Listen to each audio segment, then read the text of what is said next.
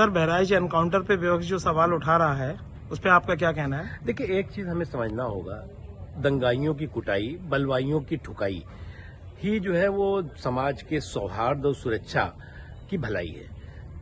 अगर दंगाइयों की कुटाई नहीं होगी, बलवाइयों की ठुकाई नहीं होगी तो समाज के सौहार्द और सुरक्षा की भलाई नहीं हो सकती।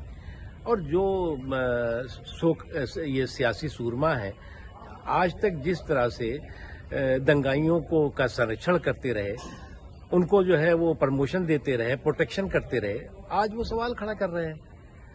आज देश के सामने या उत्तर प्रदेश के सामने जिस तरह से चाहे वो दंगाई हो, चाहे दबंग हो, चाहे बलवाई हो, चाहे बाहुबली हो, उनमें जो है वो भय का माहौल है और समाज में भरोसे का माहौल है।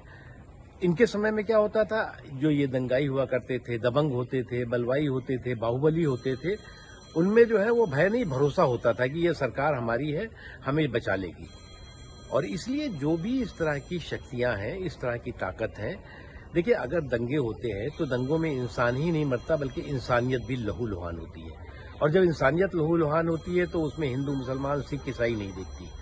और ये जो बलवाई होते हैं, ये जो दंगाई होते हैं, ये जो बाहुबली होते हैं, ये जो बकैत होते हैं, इनके सामने जो है वो एक ही मकसद होती है, एक ही मंशा होती है कि देश के सौहार्द को, देश की शांति को, प्रदेश के सौहार्द और शांति को तार तार करो।